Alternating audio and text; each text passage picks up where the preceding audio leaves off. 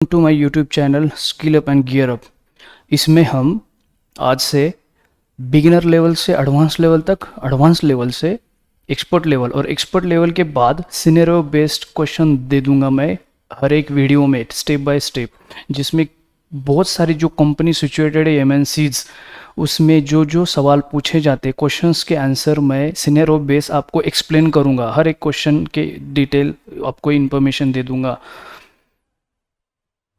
अब इसमें से कुछ क्वेश्चंस के लिस्ट मैंने निकाली है जो कि बिगिनर से बेसिक क्वेश्चंस है, लेकिन फिर भी बहुत ज़्यादा इंपॉर्टेंट है। ऐसे मत समझिए कि ये क्वेश्चंस मैं कर लूँगा, ये तो बहुत बेसिक इन्फॉर्मेशन है, लेकिन बेसिक इन्फॉर्मेशन ही बहुत ज़्यादा इंपॉर्टेंट होती है, क्योंकि इंटरव्यू आपको पूछता है ये जो भी बेसिक, तो उन्हें मालूम करना होता है कि आपके पास वो नॉलेज, बेसिक नॉलेज जो है, जो डेवऑप्स के लिए चाहिए वो है या नहीं।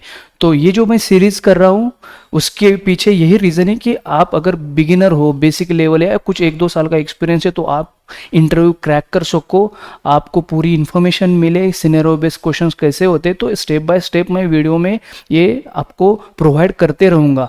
तो आप मेरे चैनल को सब्सक्राइब कीजिए ताकि आपको जब भी नया वीडियो आ जाएगा इंटरव्यू के बारे में, तो बहुत सारे मैं इंटरव्यूज़ आपको वीडियो शेयर करने वाला हूँ, तो इसे शेयर कीजिए, लाइक कीजिए और सब्सक्राइब कीजिए। तो चलो स्टार्ट करते हैं। पहला क्वेश्चन हम देख पा रहे हैं, what is DevOps?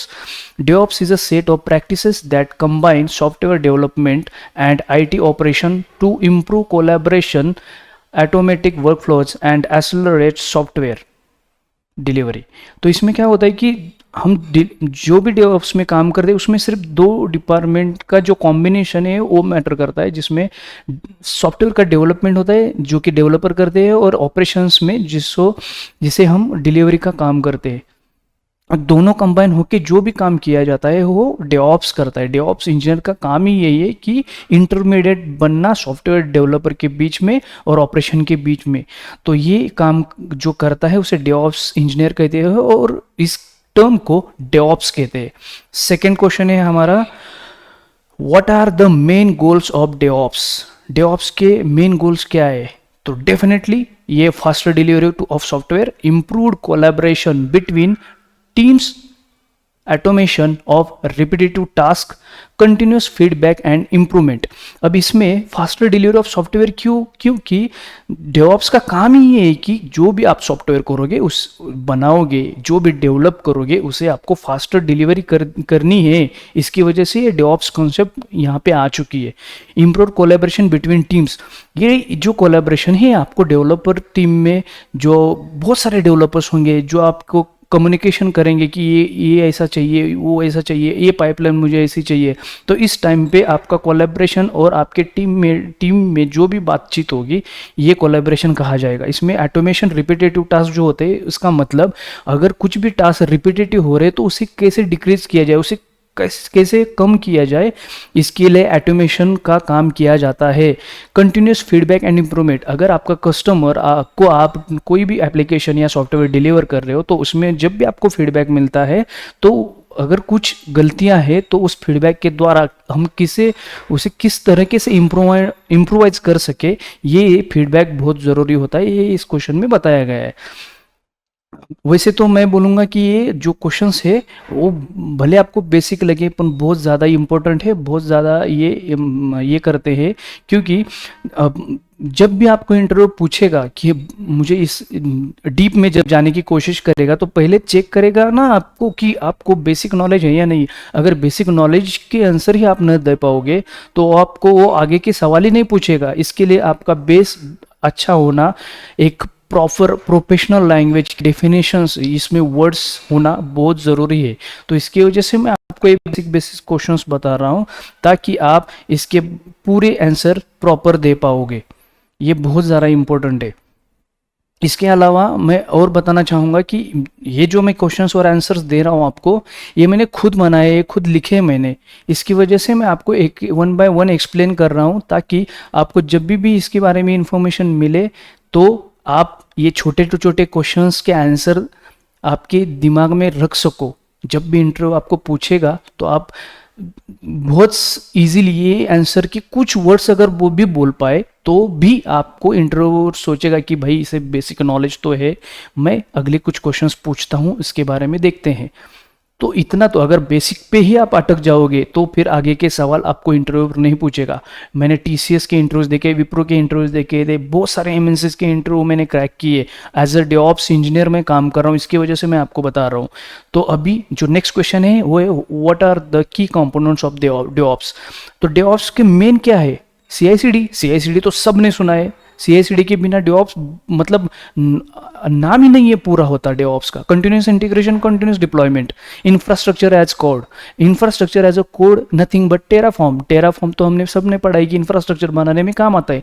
Monitoring and logging. अब मॉनिटरिंग की जो टूल है वो अलग अलग है, जैसे कि एडब्ल्यूएस के टूल्स खुद के अलग है, या फिर जो ओवरऑल ओपन सोर्सेस के मॉनिटरिंग टूल है वो अलग है।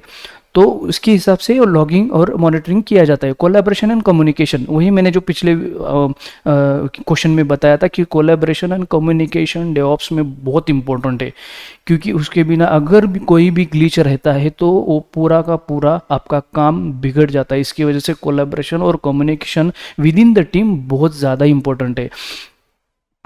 उसके अलावा अगर कंटिन्यूस इंटीग्रेशन और कंटिन्यूस डिलीवरी तो हम आगे जो भी है वो जेनकिंस में उसके सवाल में पढ़ेंगे। फिर भी अभी मैं आपको कुछ सवाल और बताना चाहूँगा। वो नेक्स्ट क्वेश्चन है what is continuous integration. Continuous integration is a practice where developers frequently integrate code into shared repository followed by automated testing to detect errors early। मतलब डेवलपर जब भी कोई कोड इंटीग्रेट करेंगे या फिर आपका जो शेयर्ड रिपोजिटरी है, जैसे कि गिट होता है, गिट में जैसे कोड पुश करेंगे तो ये ऑटोमेटिकली सीआई का काम है डिटेक्ट करना कोड को, और उसमें अगर कुछ एरर है तो फिर से वापस भेज देना कि इस कोड में भाई एरर है, इसे ठीक कर दो और फिर से भेज दो। जैसे ही वो अच्छा कोड आएगा वो ऑटोमेटिकली आगे आगे जाएगा। अभी आगे कौन सी प्रोसेस है वो आगे मैं आपको बता देता हूँ। तो नेक्स्ट क्वेश्चन है what is continuous deployment.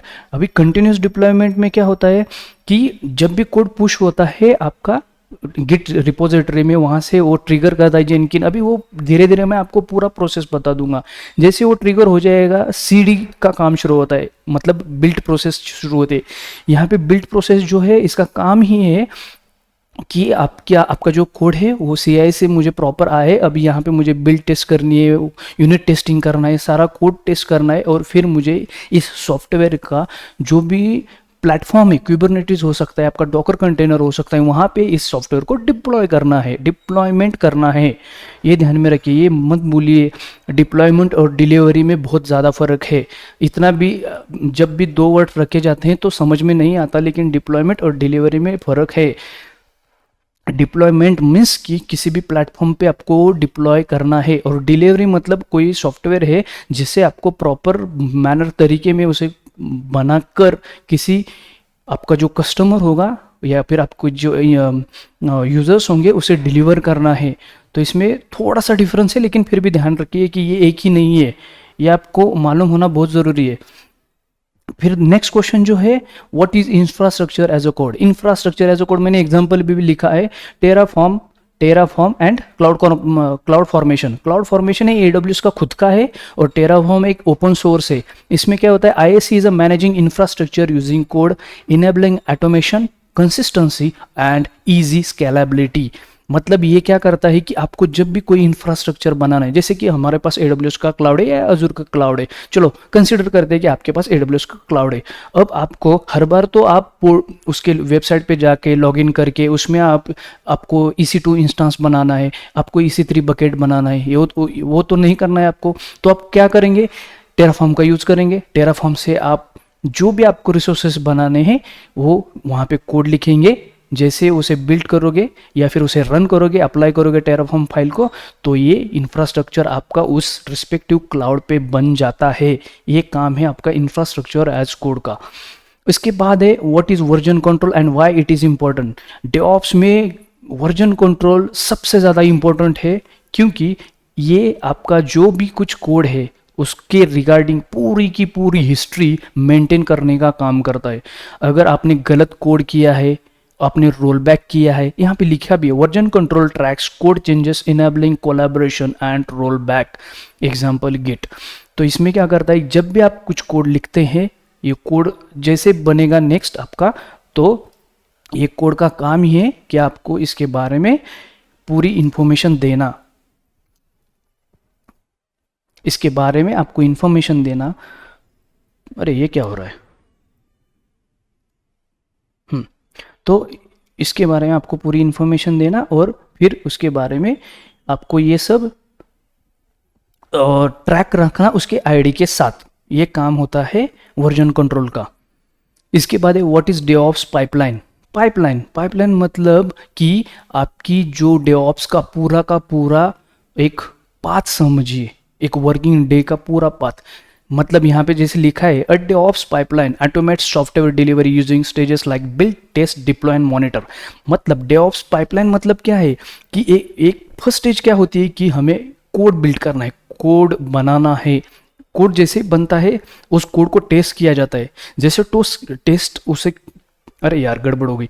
Test जब भी वो कोड किया जाता है तो उसे कुछ एरर अगर आते हैं तो फिर से उसे रिकरेक्शन कर वो टेस्ट किए जाते हैं और उसका जो आउटपुट आएगा वो फाइनल आउटपुट आपको डिप्लॉय करना पड़ता है प्लेटफॉर्म पे, जैसे कि कुबरनेट और डॉकर पे। और उसके बाद जो भी एप्लीकेशन आपने रिस्पेक्टिव क्लाउड पे या रिस्पेक्टिव प्लेटफॉर्म पे डिप्लॉय किया है हमें उसे मॉनिटर करना पड़ता है। बस इतनी सी ही स्ट्रेट फॉरवर्ड बात है, ये आप ध्यान में रखिए। अब इसके बाद नेक्स्ट क्वेश्चन, या what is containerization? Containerization packages applications with dependencies, making them portable and consistent across environment. तो कंटेनराइजेशन पैकेजेस एप्लीकेशन मतलब कि आपकी जितनी भी डिपेंडेंसीज है, आपकी जितने भी एप्लीकेशन है, उसके रिगार्डिंग जो भी जितने भी रन टाइम्स है वो सारे के सारे एक ही इमेज में या लाइक अ स्नैपशॉट ये कैप्चर करके रखता है। और जैसे आप उसे एक डॉकर कंटेनर में रन करोगे तो ये कंटेनराइजेशन एप्लीकेशन रन होता है और उसका प्लेटफॉर्म जो है वो डॉकर है। तो कंटेनराइजेशन का मतलब ये है कि आपकी पूरी जो एप्लीकेशन हो वो डिपेंडेंसीज के साथ किसी भी एक प्लेटफॉर्म पे जो कि डॉकर है उस पर रन किया जाता है in the form of container. ठीक है। अब next question, micro services. What are the micro services? तो माइक्रो सर्विसेज क्या है कि micro services are small independent services that communicate via APIs, improving scalability and maintainability. Micro services is the most important part as well in the DevOps. इसमें क्या होता है कि जब भी आपकी कोई सर्विसेज है तो ये एक ही साथ नहीं होती है, ये हमेशा पीसेस में होती है। माइक्रो सर्विसेज पीसेस में होती है जो कि प्रेजेंट होती है कंटेनर पे, हर एक पॉड में। अभी क्यूबरनेटिस का तो मैंने अभी तक बताया नहीं आपको, आपकी जितनी भी जानकारी होगी क्यूबरनेटिस पे जो पॉड होता है, पॉड के अंदर कंटेनर होता है। तो कंटेनर के अंदर जो भी सर्विसेज होती है वो हर एक कंटेनर पे थोड़ी थोड़ी पीसेस में वो माइक्रो सर्विसेज होते हैं और फिर फाइनली सब मिलके आपको एक एप्लीकेशन का आउटपुट देते हैं, उसे हम माइक्रो सर्विसेज कहते हैं। और ये कम्युनिकेट करती हैं APIs के थ्रू। API कंट्रोलर होता है क्यूबरनेटिस में, वो कम्युनिकेशन का काम करता है हर एक माइक्रो सर्विसेज के साथ और फिर आपको आउटपुट देता है। Next question, what is monolithic and micro services architecture? ये भी इंपॉर्टेंट है, ये भी इंटरव्यू पूछ सकता है आपको, क्योंकि ये सवाल इसलिए इंक्लूड किया कि जब मैं था एज अ बिगिनर डेवऑप्स में, जब मैं इंटरव्यू देता तो मुझे ये पूछा गया था एक दिन, तो मुझे नहीं पता था मोनोलिथिक क्या होता है। मोनोलिथिक यहाँ पे डेफिनेशन पहले पढ़ते हैं। Monolithic apps have a single code base. Microservices break the application into independent loosely coupled services. जो कि मैंने ऊपर बताया वही कि माइक्रो सर्विसेज ब्रेक एप्लीकेशन मतलब छोटे छोटे पीसेस में होती है, लूजली कपल्ड सर्विसेज होती है। मोनोलिथिक बस एक ही सिंगल डेटाबेस होता है, उसके थ्रू वो रन होता है। वो अगर क्रैश भी होता है, डिलीट भी होता है तो एप्लीकेशन का पूरा डेटा गायब। इसकी वजह से माइक्रो सर्विसेज का जो फंडा है वो निकाला है और वो बहुत ज़्यादा फेमस हो चुका है। इसके बाद नेक्स्ट क्वेश्चन,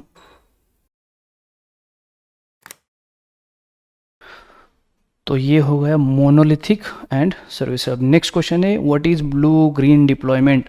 ये तो इतनी बार क्वेश्चन पूछा जाता है डेवऑप्स में कि मतलब मैं हर इंटरव्यूअर ये पूछता है कि what is blue green deployment. तो चलो पहले हम पढ़ते हैं उसकी डेफिनेशन क्या है। Blue green deployment maintains two environments switching traffic between them for zero down time updates. मतलब अगर आपके पास एप्लीकेशन ए है और आपके पास एप्लीकेशन बी की जो ए का न्यू वर्जन है, या फिर ऐसे समझिए कि आपके पास वर्जन ए और A1 है। A1 जो है वो नया है, ए जो है वो पुराना वाला है। तो अब जब भी आपको A1 की तरफ जाना होगा तो जीरो डाउन टाइम में आपको वो एप्लीकेशन ए से A1 तक आपके सारे यूज़र स्विच करने होते। तो स्टेप बाय स्टेप यूज़र को ए एप्लीकेशन से, उसके वर्जन से A1 की तरफ लेके जाने के लिए ब्लू ग्रीन डिप्लॉयमेंट का यूज़ किया जाता है, जिसमें जीरो डाउन टाइम होता है। अगर कुछ इशू भी आता है उसमें तो फिर से रोल बैक करके ए जो उस आपका प्रीवियस वर्जन है उस पर रोल बैक करके लाया जा सकता है। इसकी वजह से ब्लू ग्रीन डिप्लॉयमेंट बहुत ज़्यादा इंपॉर्टेंट है in the DevOps term. Next question, what is shift left testing. तो shift left testing integrates testing early in the development cycle to detect bugs earlier. ये भी सवाल पूछा जाता है, इंपॉर्टेंट है, बेसिक है, लगता नहीं इतना इंपॉर्टेंट है लेकिन बहुत ज़्यादा इंपॉर्टेंट है। क्योंकि शिफ्ट लेफ्ट टेस्टिंग क्या होता है अगर आपको पता ही नहीं तो आप एक वर्ड में क्या बोल सकते, कुछ भी नहीं बोल पाओगे। लेकिन अगर सिर्फ इतना भी बोल पाओगे कि जो भी अर्लियर स्टेज में है साइकिल, उसमें अगर कुछ कोड में डिटेक्ट होता है बग्स, तो उसे डिटेक्ट करने की जो काम है वो शिफ्ट लेफ्ट टेस्टिंग में किया जाता है, ये आप बता सकते हो। जब भी डेवलपमेंट साइकिल में कोई कोड या कुछ भी होगा, उस साइकिल में अगर कोई कोड में कोई भी एरर है, कुछ भी इनकम्प्लीट इन्फॉर्मेशन, या वो कोड ही एरर है, कोई कंप्लीट कोड नहीं है, वो वहाँ पे अगर कोई बग्स आता है तो वहाँ पे शिफ्ट लेफ्ट टेस्टिंग का काम किया जाता है। उससे पता चलता है जो भी कोड है वो आगे नेक्स्ट स्टेज पे या नेक्स्ट लेवल पे जाने से पहले कि इसमें कुछ ना कुछ बग्स है जो हमें ठीक करने हैं। Next question, what is observability. Observability is also basic but important question. ये भी पूछा गया क्वेश्चन है, मेरे ख्याल से इन्फोसिस या विप्रो में ही पूछा गया था ये क्वेश्चन। एक मेरा स्टूडेंट था उसके पास से। तो ये क्वेश्चन ये है कि observability provides insights into system health using logs, metrics and tracing। तो ऑब्जर्वेबिलिटी का काम ही है कि जो आपका जो भी एप्लीकेशन होगा उसकी हेल्थ चेक करना, उसके लॉग जनरेट करना, उसके मैट्रिक्स जनरेट करना, ट्रेसिंग, उसे ट्रेस करना और सारी information in the form of logs आपको प्रोवाइड करना। तो ये ऑब्जर्वेबिलिटी इंपॉर्टेंट काम करता है। ये ऑब्जर्वेबिलिटी का काम ही है कि आपके एप्लीकेशन की पूरी information in the form of logs, matrix और ये सब ट्रेस करके ही मिलता है कोई ना कोई। जैसे कि एप्लीकेशन नेगियोस एप्लीकेशन बहुत अच्छा है जो पहले यूज़ करते थे, लेकिन अभी AWS के खुद के बहुत सारे एप्लीकेशन है, ग्राफाना है, तो उसमें भी हम लॉग्स चेक कर सकते हैं। इसकी वजह से ये अभी डिपेंड है कि कौन सा आप मॉनिटरिंग एप्लीकेशन यूज़ कर रहे, तो ऑब्जर्वेबिलिटी यहाँ पे इम्पोर्टेंट है। इसके बाद अभी हम चेक कर दें, शायद मैंने 15 या 16 क्वेश्चंस जो मुझे लगा था इम्पोर्टेंट है वही उतने ही मैंने ये किए थे। अभी देखिए यहाँ पे what is roll back strategy, जो कि मैंने अभी एक्सप्लेन किया आपको प्रीवियस क्वेश्चन में। Roll back strategy reverse to the previous stable version if new deployment fails. जो भी मैंने आपको बताया ब्लू ग्रीन डिप्लॉयमेंट में कि अगर आपका कोई भी एप्लीकेशन ए से A1 की तरफ जाता है, लेके जाते हैं और A1 फेल होता है, तो भी आप सारे यूज़र को ए की तरफ रोल बैक करके उसे आप कर सकते हैं। तो वो बहुत ज़्यादा इम्पोर्टेंट है कि ये इन्फॉर्मेशन आपको मिले। उसके बाद नेक्स्ट क्वेश्चन है what are feature flags in DevOps। feature flags allow toggling feature on off without deploying new code। तो जो भी फीचर आपके ऑन ऑफ के जो भी फीचर डिप्लॉय करने होते हैं in the new code in the DevOps, वो आपको फ्लैग्स की मदद से आप उसे टैग्स दे सकते हैं और उसे आप कोड कर सकते हैं, इसका वो मतलब है। तो ये थे बेसिक क्वेश्चंस जो कि मैंने आपको बता दिए। अब नेक्स्ट क्वेश्चन में मैं आपको एडवांस लेवल के कुछ क्वेश्चंस दे दूंगा जिसमें आपको पूरी इन्फॉर्मेशन मिल जाएगी। उसके बाद फिर मैं दे दूंगा scenario based questions, expert questions, ताकि आपको जो भी मैंने क्वेश्चंस यहाँ पे चेक किए थे टाटा कंसल्टेंसी के साथ, TCS के साथ, विप्रो के साथ, फिर उसके बाद मैंने किए थे बहुत सारी जो एमएनसी है पुणे में सिचुएटेड, उनके साथ जो भी मैंने किया था, तो उसकी इन्फॉर्मेशन मैं आपको दे दूंगा कि कौन से वो क्वेश्चन है। तो आप मेरे चैनल को सब्सक्राइब कीजिए, लाइक कीजिए और शेयर कीजिए। ऐसे ही मैं आपको पूरी इन्फॉर्मेशन की वीडियोस लाता रहूँगा। तो thank you so much for watching this video.